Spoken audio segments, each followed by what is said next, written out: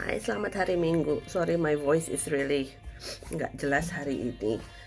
Hari ini saya sedang mencoba untuk memahami, berkontemplasi mengapa 3 minggu ini saya sama Ine um, sakit. Di 3 minggu yang lalu balik dari Jogja dan Bandung, kami batuk dan pilek gitu ya. Bertahan 1 minggu, minggu kedua kami sedikit membaik, minggu ketiga kami parah lagi. Bahkan Ine masuk ke UGD dengan panas yang sangat tinggi. Dan di situ seperti biasa saya berdoa sama Tuhan kalau memohon agar penyakit ini dibuang, disembuhkan dengan sempurna. Tapi bila harus dijalani oleh kita, saya minta sama Tuhan kasih ke saya aja, biar saya yang nanggung. Ini mana saya lakukan dulu waktu ini masih kecil, waktu masuk UGD, waktu dia masih umur 2 tahunan. Dan benar pernah waktu itu terus Ina sembuh, saya sakit dan dokter gak nemuin analisa apapun. Ya itu ibu, jadi saya mempercayai doa ibu itu mujarab seperti halnya saya didoakan oleh ibu saya. Dan memang benar hasil Ina membaik, tinggal batuk-batuk yang minor aja.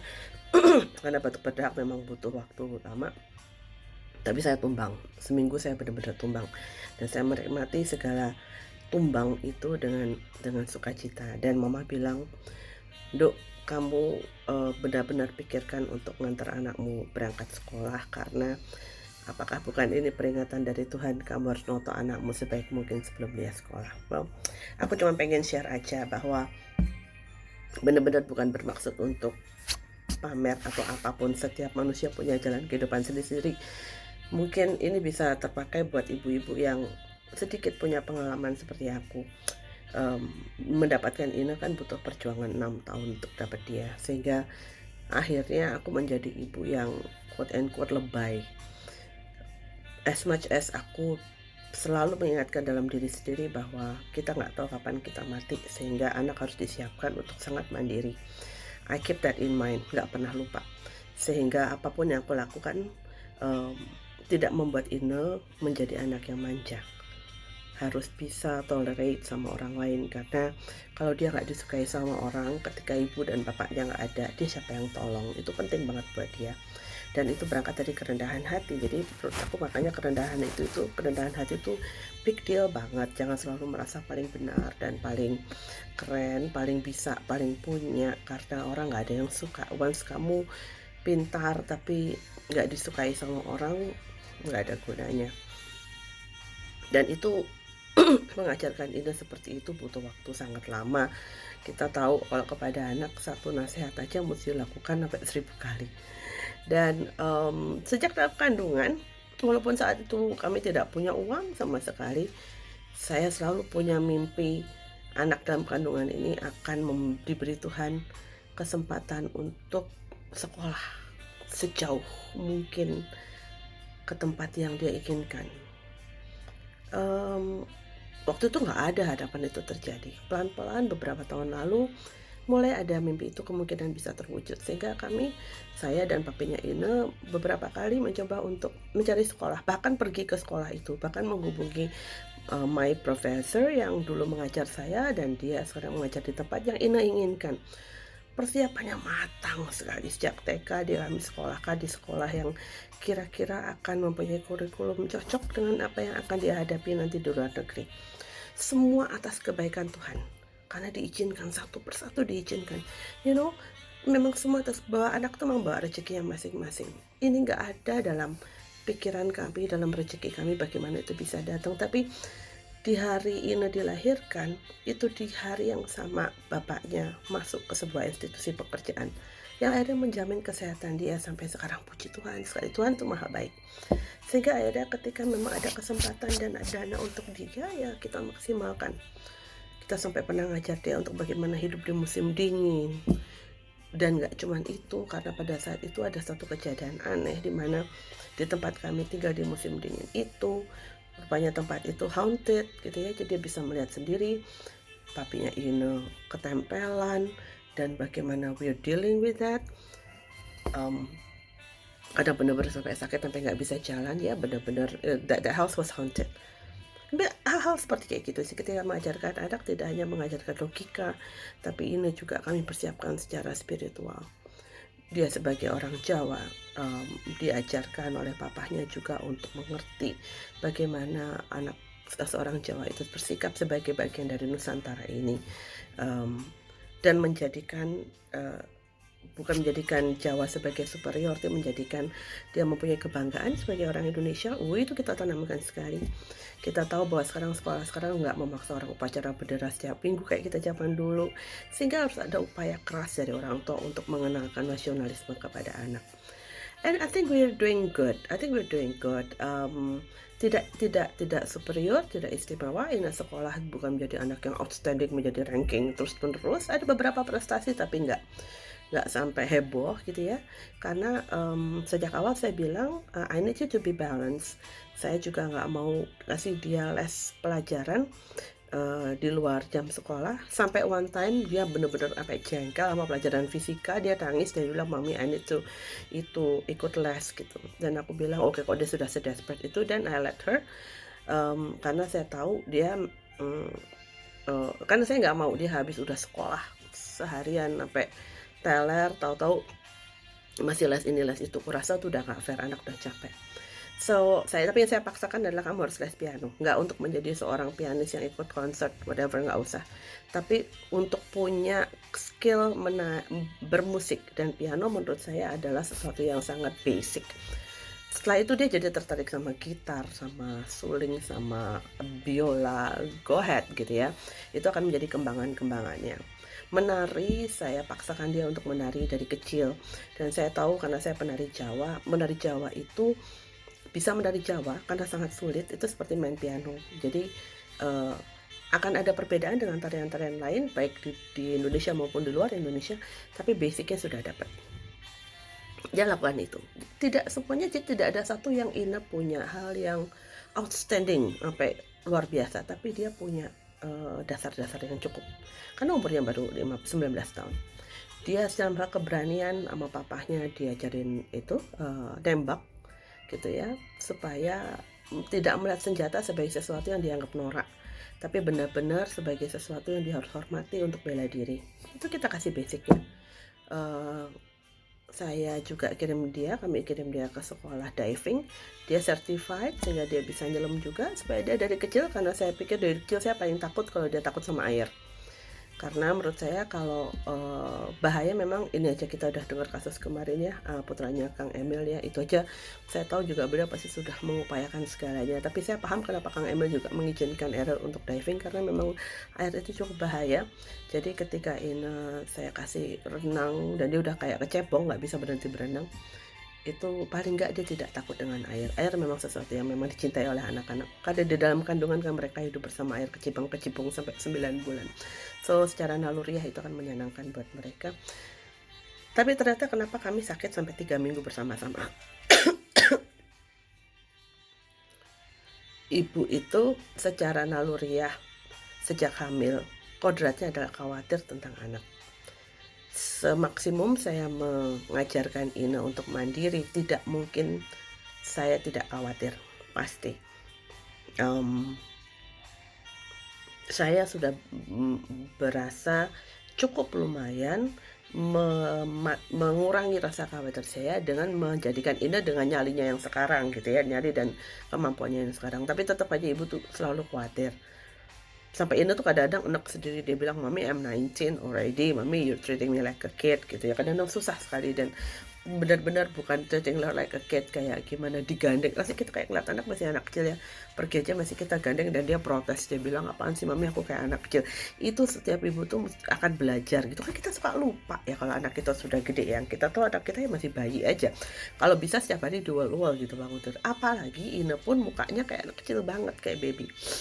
Jadi itu buat saya adalah sebuah pelajaran yang besar. Dan kenapa saya sampai 3 minggu ini sakit bersama ini adalah seperti proses saya waktu itu hendak melahirkan anak ini. Jadi kami memang sedang berjuang berdua.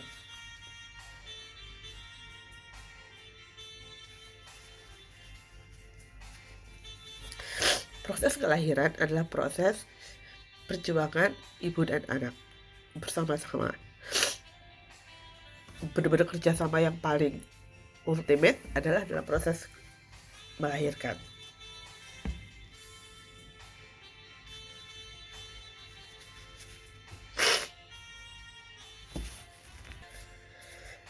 Dalam hariannya, seorang ibu akan memikirkan apapun tentang kebutuhan anaknya. Ibu sendiri dan bapak juga mempunyai proses hidup sendiri, tetapi ada satu sisi, satu sosok ini yang kita tidak pernah lepas dari pikiran kita. Makanya penting banget kenapa saya banyak bikin video tentang parenting, karena saya tahu momen-momen ini akan tiba di mana anak itu harus kita akhirnya izinkan untuk memilih apa tempat di mana dia berada, yang membuat dia bahagia, dan itu menakutkan buat orang tua. Kerjasama ini kita sudah lakukan gitu ya, dan waktu itu saya sempat menjauh ke Jogja, memberi Ina ruang untuk di Jakarta gitu ya, sebentar supaya dia bisa sendiri. Dan itu baik adanya karena saya pengen lepas dia tuh pelan-pelan. Dan karena masa pandemi kita pikir kita punya kesempatan untuk nahan Ina lebih lama di sini gitu ya, tapi terus akhirnya anak ini memang dasarnya doa saya juga dari kecil, saya pengen dia jadi anak yang bahagia dan puas sama dirinya. Kalau perempuan itu memang kan kodratnya laki-laki yang mencarikan nafkah dan menghidupi perempuan, tetapi perempuan punya hak untuk mencintai dan menghidupi dirinya sendiri juga. Artinya dia punya, semua manusia apapun jenis kelaminnya kan punya kebutuhan pada aktualisasi diri. Jadi menurut saya pendidikan itu satu yang sangat penting, sehingga bisa menjadi value tambahan perempuan yang cerdas menyenangkan buat laki-laki yang cerdas, karena kita berharap karena kita membesarkan anak dengan baik, dia akan menarik laki yang baik juga gitu ya, yang bisa diajak diskusi dan menjadi teman diskusi yang asik buat dia, sehingga kan menjadi seimbang. Kalau dia tidak berpendidikan bagus, menjadi tidak seru buat mereka. Dan kita nggak ngerti nasib orang, kita nggak ngerti rezeki datangnya lewat mana. Dengan menyiapkan anak untuk mempunyai pendidikan sebaik-baiknya, dan itu yang saya bilang sebagai emansipasi, bukan melanggar kodrat, tetapi membuat anak mempunyai kesempatan yang sama sehingga bisa mempunyai survival yang sama. So bicara tentang survival, saya beruntung karena punya pengalaman dulu sempat sekolah juga di luar, sehingga saya tahu kurang lebih apa yang akan dihadapi oleh dia, sehingga saya siapkan semua survival kit dia, barang-barang materi yang dia akan bawa, yang bisa sih nanti beli di sana. Di sini lebih murah, pasti menguntungkan, tapi di luar itu bersama dengan dia saya bonding untuk mengajari dia ini loh, mempunyai dasar hidup sendiri itu seperti gini. Dan ini memahami bahwa aku tuh jadi masalah banget ya di Jakarta. I have you, I have all my parents, I have all my friends, I have good life, I have good school. Tapi saya memilih untuk keluar dari zona nyaman saya, dia bilang, karena kalau aku nggak begini, aku nggak pinter-pinter. Kata-kata itu keluar dari mulut dia, dan itu membuat aku lega, karena at least itu menjadi bahan bakar buat dia ketika dia mengalami kesulitan hidup di sana. Dia tahu bahwa itu adalah pilihan yang dia tahu adalah memang bagus buat dia. Nggak ada hidup yang mudah yang menjadikan seseorang menjadi lebih baik. Semua itu melalui jalan yang sulit. Seorang anak dilahirkan saja bukan lahir dengan mulus begitu. Ibunya kesakitan, anaknya susah payah menderita dengan engap, dengan kaget, dengan dingin. Bapaknya juga pontang-panting, deg-degan dengan segala menjaga resiko anak ini hidup atau enggak, istrinya hidup atau enggak. Semua orang mengambil porsi di dalam keluarga itu. Sehingga betul kalau Ina berpendapat bahwa dia keluar dari zona nyaman untuk kebutuhan dia sendiri, I think that's good. Masalahnya adalah ternyata banyak orang tua, termasuk saya, yang mungkin ada beberapa teman-teman juga yang ibu-ibu, yang merasa kita siap, padahal kita belum siap. Dan saya beruntung, saya memang sudah selesai dari pekerjaan terdahulu, dan sehingga saya berpikir memang Tuhan tahu aku ini lemah gitu ya. Makanya Tuhan kasih saya kesempatan sekolah dulu, sehingga kalau aku punya anak yang keluar negeri juga, jadi saya udah bisa ada bayangan anakku bakal seperti apa ya. Bayangin orang selemah saya dengan begitu banyak kelebihan, kalau nggak punya pengalaman gitu pasti saya cuma akan sibuk ketakutan. Padahal anak ini terbentuk untuk menjadi anak yang demikian bernyali, daripada malah kita saling menyakiti kalau memang ternyata anak kita maunya begitu kan. Mmm, lalu yang kedua juga saya ngeliat, kenapa saya ini sama Ine sakit bersama di luar karena kita ini, mmm, sedang mengulang lagi proses kerja sama, apa namanya, ini bener-bener sama ya, betul ya. Jadi proses kerjasamanya adalah saya di Jakarta bersama dengan Ine sakit berdua selama 3 minggu, dan waktu Ine mau lahir sudah 3 minggu memang saya sakit. Dan papinya tidak sakit, tetapi standby, selalu begitu. Nah, rupanya ini proses kelahiran itu terulang lagi. Dan ini bagus buat kita, adalah fondasi bersama, karena Tuhan mengizinkan kami untuk kerjasama terus, gitu ya. Dan satu hal yang saya pahami ya sebagai orang tua, kita tuh diberi sayap oleh orang tua kita. Orang tua yang menyayangi kita. Doa-doa mereka itu adalah sayap yang diberikan di pundak kita. Sepasang sayap. Sehingga kita terbang. Sebagai orang tua kita mempunyai pengalaman hidup sendiri. Kita menjalani hidup sendiri yang kita tidak anggap selalu mudah. But once burung kecil ini siap untuk terbang, dia belum punya sayap. Bagaimana caranya dia bisa terbang? Saya patahkan satu sayap saya buat dia. Papinya patahkan satu sayap dia buat dia. Sehingga anak ini mempunyai sepasang sayap yang lengkap. Kami orang tua, kami cukup hidup dengan satu sayap saja. Kami cukup untuk melihat dia terbang dan hebat. Jadinya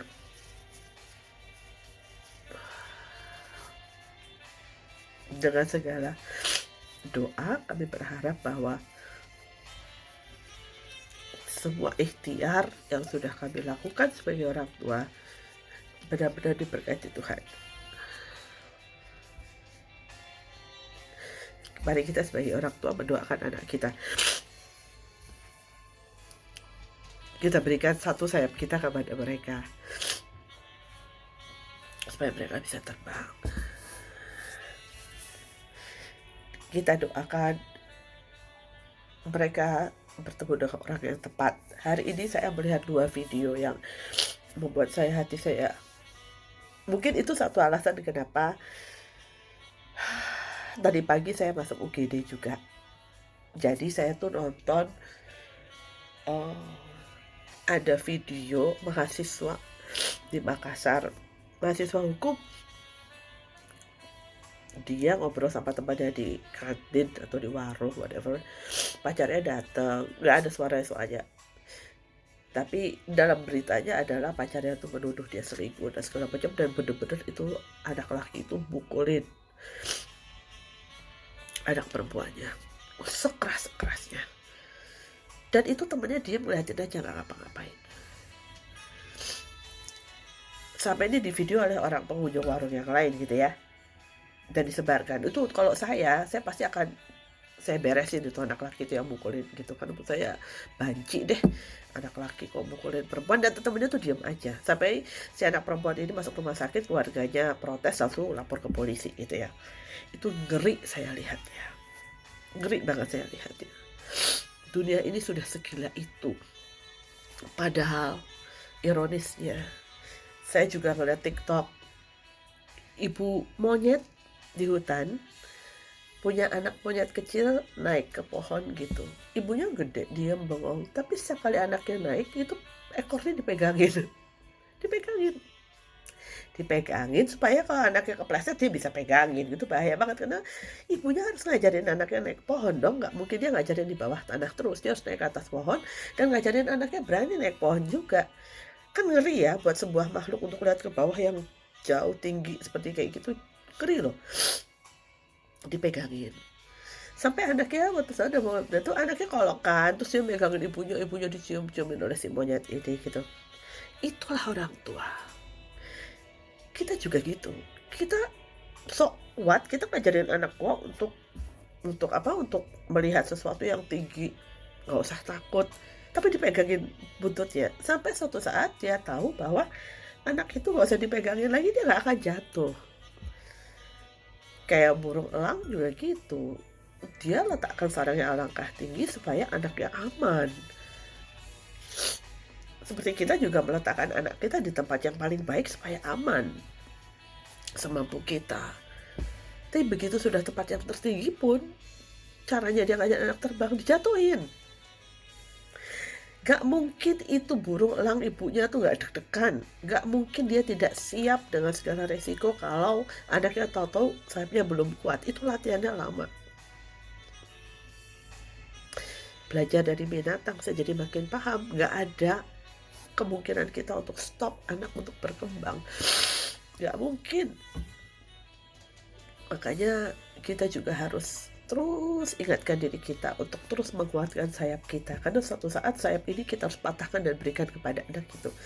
Kalau kita sebagai orang tua menjadi orang tua yang rapuh, sibuk mengasihani diri, tidak sibuk meninggikan kualitas, sehingga kita tidak punya sayap yang kuat, apa yang bisa kita berikan kepada anak kita? Tadi malam saya punya percakapan yang sangat dalam dengan Ina tentang memilih laki-laki yang benar. Itu lucu loh. Itu mungkin hal sederhana. Kadang-kadang orang itu sudah punya segala potensi menjadi hancur karena bertemu dengan orang yang salah. Bertemu dengan orang-orang yang toxic dan abusive. Pembicaraan-pembicaraan seperti kayak gitu tuh kan saya bisa lakukan dengan Ina dengan sangat nyaman dan lucu dan ketawa gitu ya. Kita membandingkan cowok ini, cowok itu kayak menu gitu. Bukan berarti harus milih sekarang, tetapi ini loh, di dunia ada menu cowok-cowok seperti ini, dan kita melihat bahwa kamu punya selera seperti ini, kamu punya karakter gini, so kamu kayaknya cocoknya dengan menu seperti ini. Ada alasan logis di belakang itu. Kita bicara tentang usia, bicara tentang intelektual, tentang hubungan orang lain itu dengan orang tuanya, dengan lingkungannya, karakter, banyak banget yang dikupas. Tapi ingat, kita nggak akan didengarkan oleh anak kalau kita tidak sendiri menjadi orang yang anak percaya.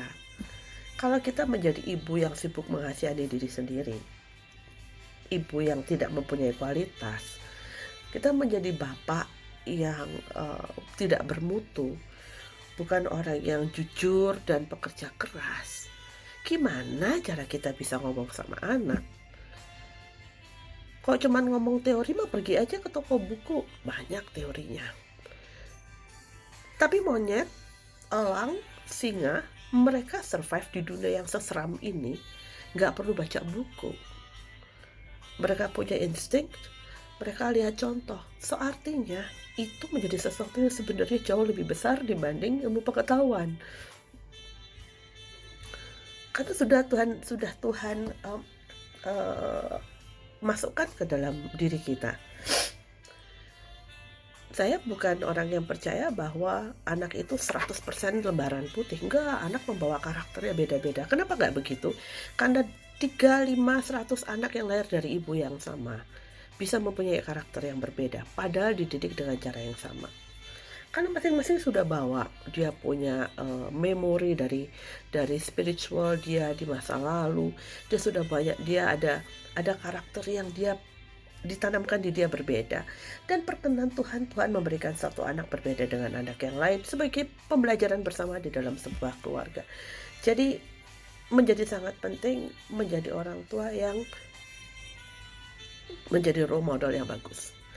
Ida tanya sama saya, what do you think of your parents? Dia hanya ingin melihat cara pandang saya terhadap orang tua seperti hanya cara pandang dia kepada orang tuanya. Saya bilang, bapak ibu saya luar biasa gitu ya. Kita bicara tentang kekuatan, kelemahan mereka dengan cara yang sangat lucu, supaya jangan tense dan jangan bentuknya seperti doktrin dan seperti paksaan. Ngobrol aja, ngakak-ngakak aja gitu. Menyenangkan aja, tapi I'm sure itu adalah sesuatu yang akan masuk di otak dia. So, terima kasih semesta untuk 3 minggu ini yang sudah berjalan. Masa-masa mengulang kembali, saya akan melahirkan Ine ke dunia, dan Ine yang nyaman tadinya di perut saya mulai belajar untuk hidup di dunia dengan segala ketidaknyamanannya, harus maem, pipis, sakit perut, sakit panas, ya kan, yang tadinya di perut mami dia so happy-happy aja. Semua orang akan mengalami gitu, dan kita pun berproses bersama orang tua kita. Dan sekarang, ini kalau semua hidup itu kita sikapi dengan cara yang seindah ini, maka walaupun dengan kondisi kita badannya sakit, kita menjadi merenung. Karena kalau kita tidak dalam situasi tenang dan menyendiri, kita tidak pernah ngerti apa sih yang menjadi endapan di dasar laut. Biarkan air ini bening dulu, lalu kita berpikir, oh itu toh rencana Tuhan. Mohon doanya, semoga anak-anak saya menjadi anak-anak yang baik, menjadi anak-anak diberkati. Saya pun mendoakan Bapak Ibu semua supaya semakin hebat bersama dengan putra-putri masing-masing, supaya kita semua akhirnya bisa menjadikan dunia ini menjadi tempat yang indah dan menjadi orang tua sukses karena anak kita baik dan sukses. Selamat hari Minggu, selamat pagi, bye.